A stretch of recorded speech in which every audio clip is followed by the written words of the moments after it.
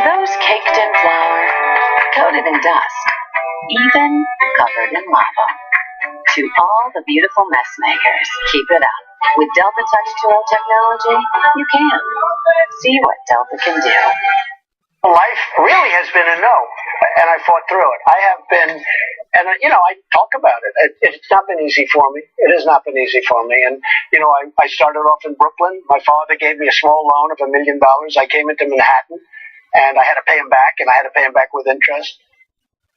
Into Manhattan, I started buying up properties, and I did great. And then I built the Grand Hyatt, and I got involved with the convention. So I did a good job. But I was always told that would never work. Even my father, he said, "You don't want to go to Manhattan. That's not our territory," because he was from Brooklyn and Queens, where we did, smaller things.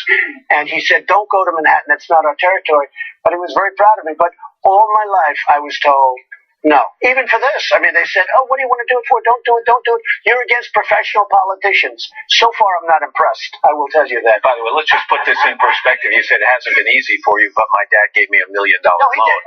That probably is going to seem pretty easy to a lot of people. But $1 million isn't very much compared to what I built. Look at his context and look at his perspective, because that tells you a lot about how he sees the world. He needed somebody to clarify, to say, "Donald, you just said that, you got a small loan of $1 million. Like, do you not see how ridiculous that is?" And he's like, "Well, I kind of get it, but something." What? What is that? I turned it into more. And there's people right now everywhere in the world. There's some guy in the middle of Harlem right now that just doesn't have an opportunity, so he'll never get that small $1 million loan. But if you did give him that $1 million loan, he'll create the best clothing company anybody's ever known. He'll create whatever. You fill in the blank with whatever industry you like or you want. There's people everywhere that have these great ideas that never get it financed because they don't have rich families or they're not connected, so there's no nepotism involved. And that's where Donald Trump, he's got this fucking blank spot in his mind. Well, he's got a lot of blank spots in his mind, but look at some of the stuff he said. Quote, "My whole life has been a no." Your whole life has been a no. You're the guy who spends all day, every day bragging about how great you are and how you're a brilliant capitalist and how everybody worships you. Which one is it? You can't have that both ways. It's one or the other. Either your whole life has been a no, or you're the brilliant capitalist that everybody worships, that everybody bows down to, and that, you're the boss and everybody knows it. Which one is it? And he says, "It hasn't been easy for me." If it hasn't, think about this, Don. If it hasn't been easy for you, how the fuck has it been for a grandma living in Toledo, Ohio, only on Social Security? How's it going for her? Have you thought about that? No, it's this extreme subjectivity that only the Republicans show. And that is true. Make no mistake about it. It's not, being too hard on the Republicans. No, look at the shit the Democrats say, even the ones that I dislike, like Hillary Clinton. Look at the shit that they say, and look at the shit that the Republicans say. Everything is so myopic. Everything is so just only how they see it, and they're unable to put themselves in somebody else's shoes. At least the Democrats do talking points that show, hey, I'm sympathetic to people in other positions than me. This jackass, my whole life has been a no. It hasn't been easy for me. Oh, you poor billionaire. He only got $1 million loan for his first project, not 10 like he wanted. My dad gave me, quote, a small loan of $1 million. Small loan of $1 million.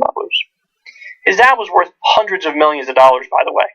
And here's the kicker to all of this. Now he thinks he's so brilliant. He thinks he's such a business genius. Guys, he went bankrupt at least 4 times. His companies went bankrupt. Now he does the tap dance and says, "I never went bankrupt," but that's not what anybody said. People are saying your companies went bankrupt, so you never personally went bankrupt.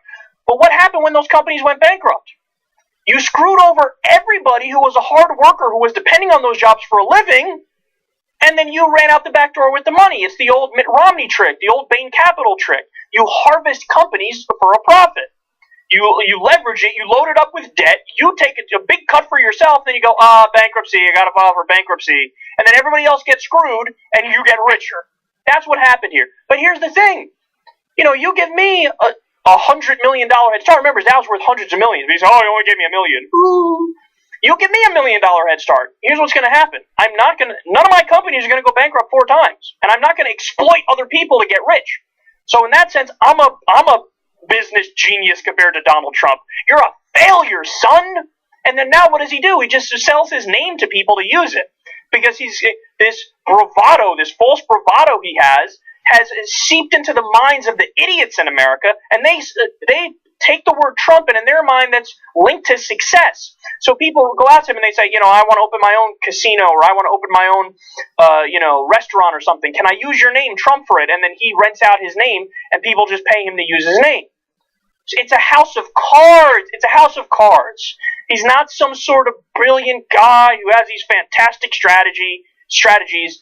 No, he's a selfish prick who doesn't care about hurting other people, so he exploited the bankruptcy laws to his own advantage to fuck over everybody else, and now this guy has the nerve to run for president and say, I care about your average guy. Oh, really?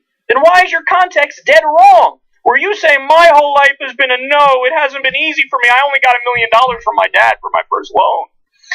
So many people would give an arm and a leg to be in that position, and then guess what? They wouldn't complain when they're in that position. But you selfish prick, you're in that privileged position, and you don't even fucking realize that you're privileged, because you're not that bright.